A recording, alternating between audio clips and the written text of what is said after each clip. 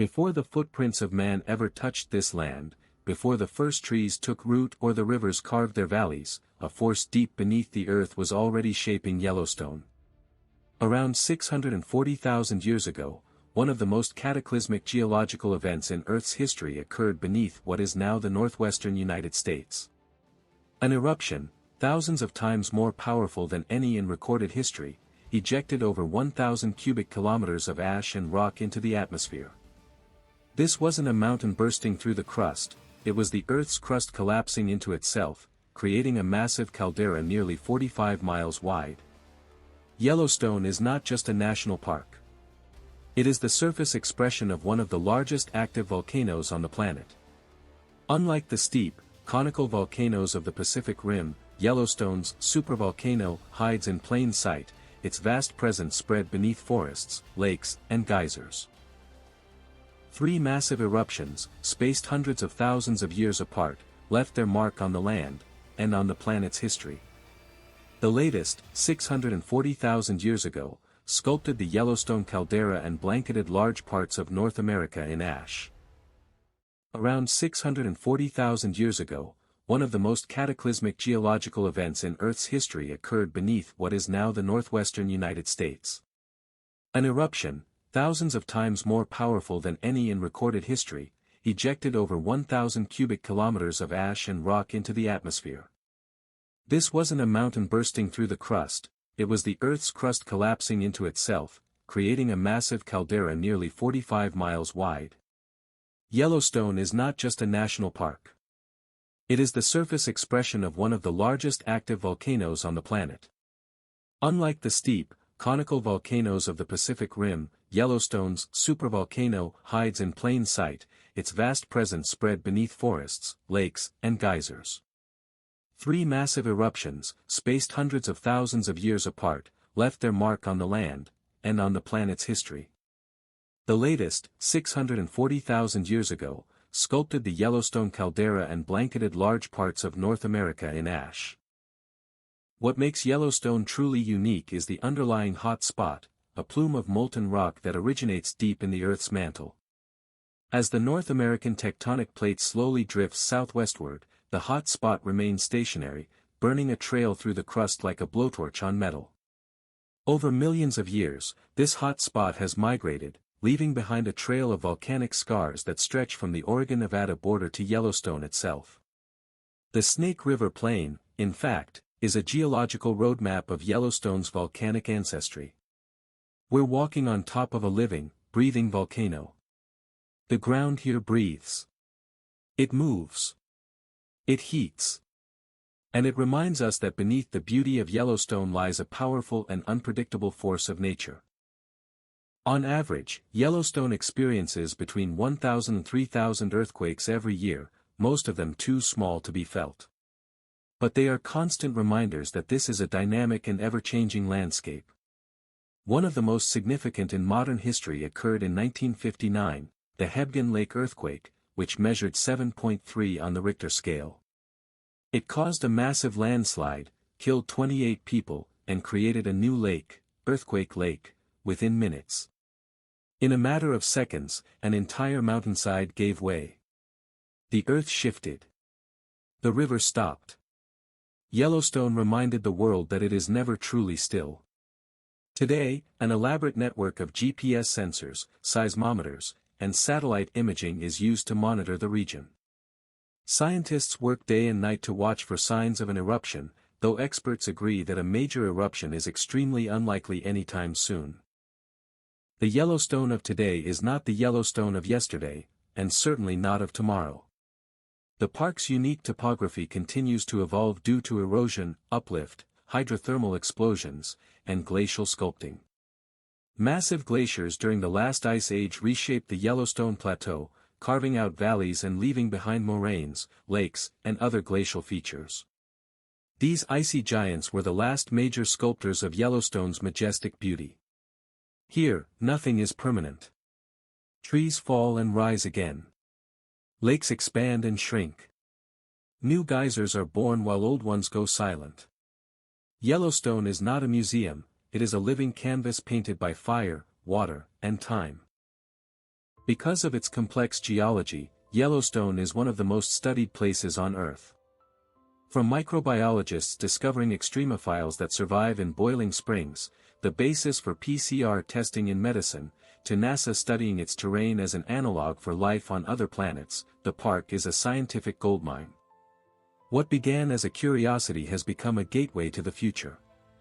Yellowstone teaches us about Earth's deep past, and might even help us understand the conditions for life beyond our world. Before Yellowstone was a sanctuary for wildlife and wonder, it was a vast, uncharted wilderness. A land wrapped in mystery, guarded by time and terrain. But in the 19th century, bold footsteps would begin to uncover the secrets of America's untamed heart. In the early 1800s, most Americans knew little about the lands west of the Mississippi. The Louisiana Purchase had doubled the size of the young United States, but much of it was still a blank space on maps. Tales began to circulate among fur trappers and mountain men of a place where the earth boiled, rivers steamed, and geysers shot toward the heavens. Men like John Calder, a former member of the Lewis and Clark expedition, were among the first to see Yellowstone's wonders. After leaving the main party in 1806, Calder ventured into the unknown. What he saw defied belief: steaming vents, bubbling mud, and roaring waterfalls. When he returned with stories of fire and brimstone, many thought he was either mad or exaggerating. They dubbed the place Calder's Hell. But the myth would become reality. By the late 1860s, curiosity about the Yellowstone region had grown. In 1870, the Washburn-Langford-Doane expedition set out to explore and document the area with greater accuracy. Led by surveyor Henry Washburn, the party included Nathaniel P. Langford, a passionate explorer, and Gustavus Doane, a lieutenant in the U.S. Army. They were among the first to witness Old Faithful erupt, to marvel at the kaleidoscopic colors of the Grand Prismatic Spring, and to peer into the depths of Yellowstone's thundering canyon. They returned with detailed maps, sketches, and first-hand accounts that painted Yellowstone as unlike anything else in the known world. 1 year later, the Hayden Geological Survey of 1871, led by geologist Ferdinand V. Hayden, brought credibility and national attention to Yellowstone. But what truly set this expedition apart were the artists and photographers it included. William Henry Jackson, a pioneering photographer, and Thomas Moran, a gifted painter, captured Yellowstone's landscapes in a way that words could not. Jackson's glassplate photographs and Moran's glowing watercolors stunned politicians, scientists, and the public alike. These were not just images. They were arguments, visual proof of a land so wild, so unique, that it demanded protection. With growing public interest and scientific support, a bold idea emerged: preserve Yellowstone not for profit or settlement, but for posterity. This was a revolutionary concept, the idea that land could be set aside simply because of its beauty and ecological value. On March 1, 1872, President Ulysses S. Grant signed the Yellowstone National Park Protection Act, making Yellowstone the first national park in the world, 2.2 million acres of wilderness placed under federal protection.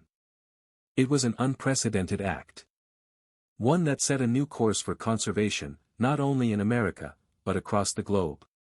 Yellowstone became the blueprint for hundreds of parks and protected areas that followed, in Africa, Europe, Asia, and beyond. What began as a dream of a few visionaries had become a model for the planet. But simply declaring a national park didn't mean it was safe. In its early years, Yellowstone had no staff, no rangers, and no clear management. Poachers hunted bison. Tourists vandalized geysers. Forest fires raged unchecked. By the 1880s, pressure grew to take real steps to protect the park. The U.S. Army was deployed to Yellowstone in 1886 to enforce regulations and stop illegal activities. Fort Yellowstone was established near Mammoth Hot Springs, and soldiers became the park's first guardians.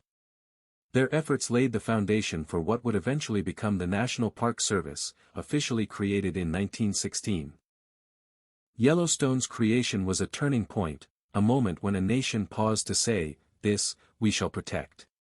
It wasn't just about preserving scenery, but about defining identity, respecting nature, and creating a refuge where wild things could remain wild. It was an American idea, born from frontier exploration, but it became a gift to the world. Today, over 100 countries have national parks. The United Nations recognizes Yellowstone as a World Heritage Site and a Biosphere Reserve, titles that echo its universal significance. From a legend told by fur trappers to a treasure held by a nation, Yellowstone has endured as a symbol of what we value most: wonder, wilderness, and the wisdom to preserve it. Its story is not finished. But its legacy, born in the courage of explorers and the vision of a few, will echo for generations.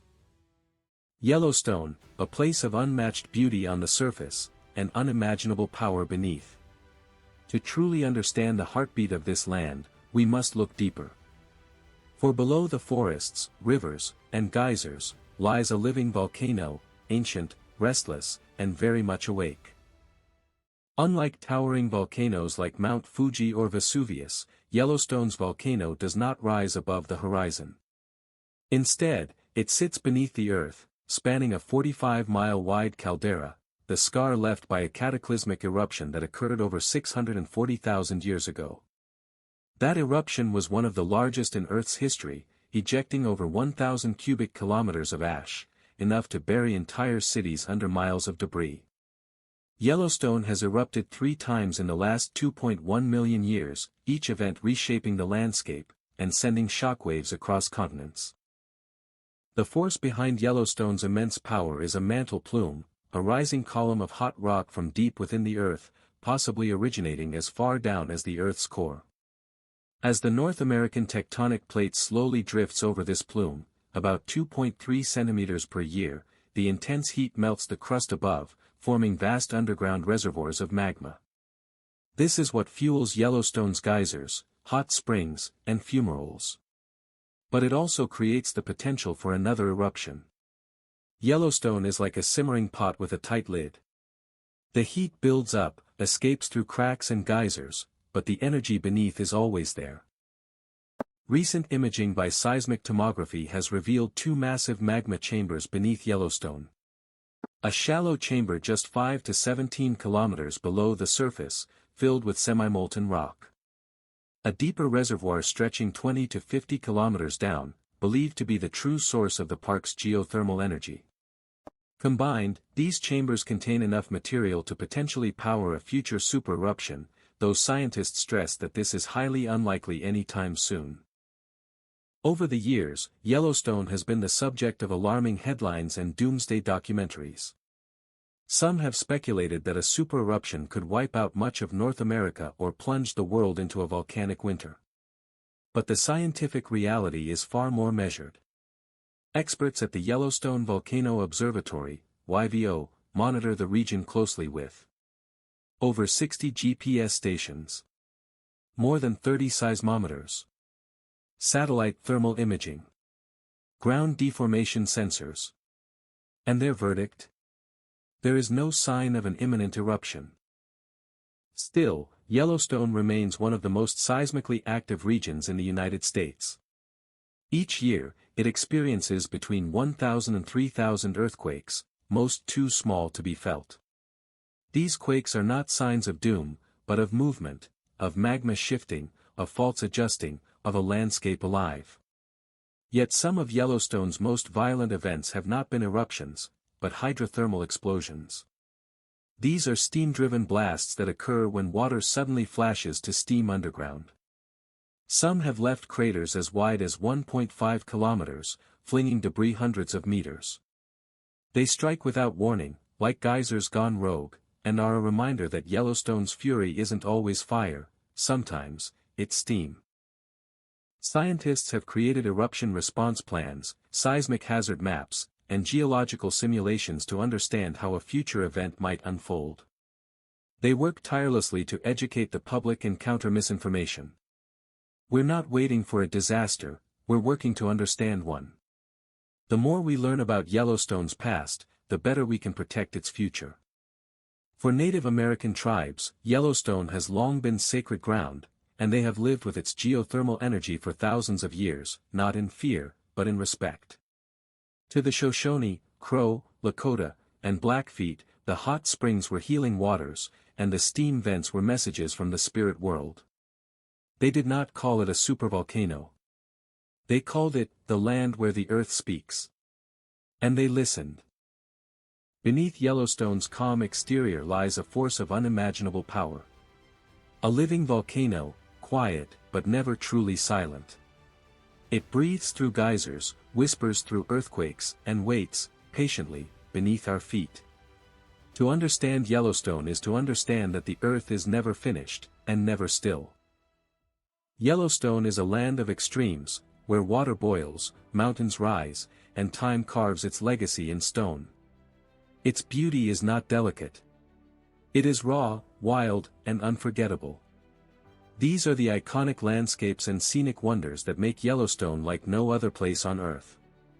At the heart of the park flows the Yellowstone River, the only major river in the lower 48 states that remains completely undammed.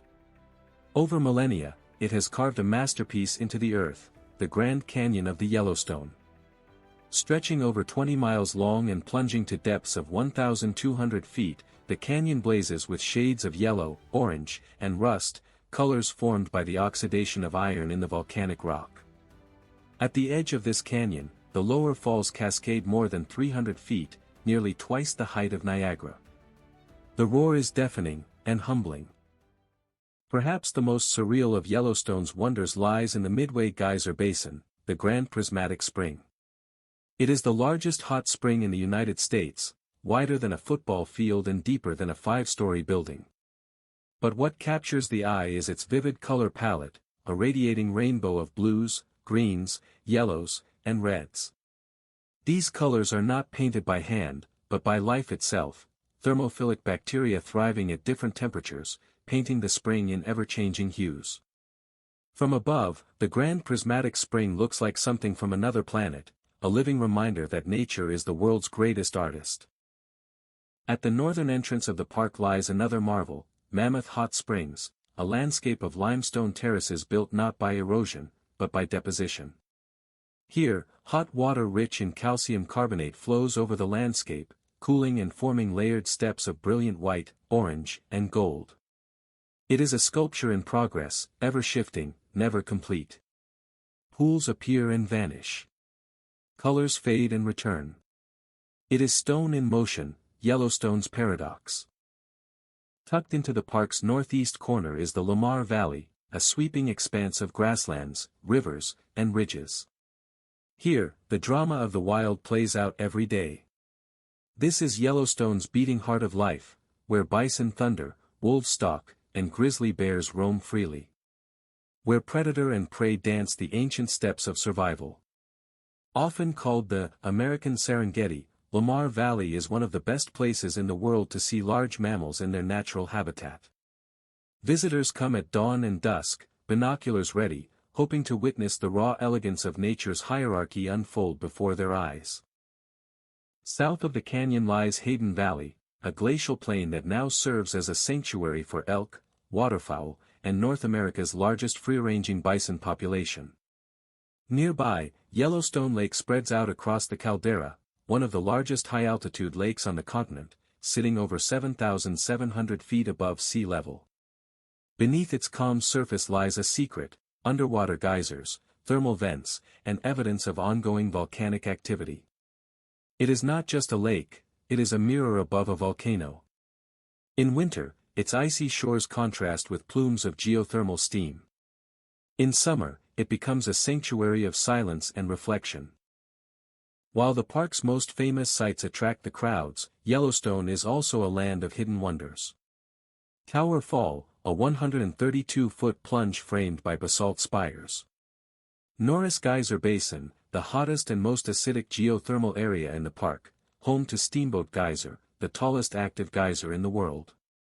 And miles of backcountry trails that lead to quiet forests, alpine lakes, and forgotten fire lookouts. In Yellowstone, wonder is not confined to the map. It whispers from every hillside, glows in every sunrise, and waits beyond every bend. Yellowstone's landscapes do not remain the same, they transform with the seasons. Spring, newborn elk and bison take their first steps. Summer, vibrant wildflowers paint the meadows in color. Autumn, golden aspens and the echo of elk bugles fill the air. Winter, snow blankets the park, and geysers steam against the silence. Each season writes a new chapter. Each storm, each thaw, each migration adds its verse to Yellowstone's living poem. To walk through Yellowstone is to journey through time, across fire-forged canyons, rainbow-colored springs, and valleys rich with life. It is a reminder that Earth, at its most untamed, is also at its most beautiful. In the vast wilderness of Yellowstone, the Earth breathes not only through geysers and fire, but through fur, feather, and claw. This is more than a park, it's a kingdom of the wild. No creature is more iconic to Yellowstone than the American bison, North America's largest land mammal. Weighing up to 2,000 pounds, these shaggy titans once roamed in the tens of millions. Today, Yellowstone holds the last continuously wild bison herd in the United States. Here, they are not exhibits or relics. They are wild and free, moving with ancient memory, shaped by storm and struggle. In spring, red-furred calves are born, symbols of resilience. In winter, bison use their massive heads to plow through snow in search of buried grasses, a quiet ritual of survival. For over 70 years, Yellowstone was silent where once wolves howled. Driven to extinction by hunting, trapping, and fear, they vanished by the 1920s. But in 1995, something extraordinary happened: wolves were reintroduced into the park. The results changed not only the balance of wildlife, but the very shape of the land. The wolves did not just return, they brought Yellowstone back with them. By preying on overpopulated elk, wolves allowed willow and aspen to regenerate. Beavers returned. Songbirds came back. Even riverbanks stabilized. It was a powerful example of trophic cascade, how a top predator can heal an entire ecosystem. Yellowstone is one of the few places in the lower 48 states where grizzly bears still roam freely. Majestic and solitary, they dominate the mountains and valleys, foraging for roots, berries, fish, and when available, the occasional elk calf. Alongside them, black bears also thrive, smaller, more agile, often seen in forested areas or near berry patches. Two species, one realm. Coexisting not just with each other, but with danger, scarcity, and the human gaze. Yellowstone's bears are carefully monitored and protected, but their wildness remains untamed. Elk are the most commonly seen large mammals in Yellowstone, and their presence is critical to the food chain. Males, with their towering antlers, clash during the rutting season each fall, their echoing bugles filling the valleys. Moose, though rarer, inhabit colder wetlands. Towering and solitary, they move like ghosts through the willows. Mule deer and white-tailed deer roam the forests, feeding predators and feeding the land through their migrations. These are Yellowstone's gardeners, trimming, grazing, feeding life by their passage. Yellowstone's predators are not all giants. Coyotes thrive in open valleys, skilled at hunting small rodents and scavenging kills. Red foxes, with their vivid coats and delicate movements, pounce through the snow in search of prey. Though small, they are precise, adaptable, enduring. And they too belong to this kingdom of wild instinct. Above the land, Yellowstone's skies are ruled by golden eagles, bald eagles, peregrine falcons, and great horned owls. They nest on cliffs, perch on lodgepole pines, and survey their realm with piercing vision. From above, they watch. From above, they strike. Their power lies in patience, and in flight. During migration, hundreds of bird species pass through Yellowstone, drawn to its lakes, rivers, and untouched woodlands. Life thrives in the smallest corners of Yellowstone. Amphibians lay their eggs in warm springs. Reptiles bask on sun-warmed rocks. Beavers engineer wetlands with dams of wood and mud, altering entire ecosystems with their quiet industry. Not all wildlife roars. Some whisper. And their whispering sustains the forest. Visitors from all over the world come to witness Yellowstone's wild residents. But with every footstep and shutter click comes responsibility. Feeding wildlife, approaching too closely, or disturbing natural behaviors can threaten the very animals people travel to see. To protect the wild, we must observe without interfering. Admire without altering. Yellowstone is not a zoo. It is a living system, one that tolerates us, but does not need us. Yellowstone's wildlife is not a memory of what once was, it is proof of what still can be. Here, life is not caged. It is not curated. It is wild. And it reminds us, with every howl, every paw print, and every beating wing, that true freedom still exists.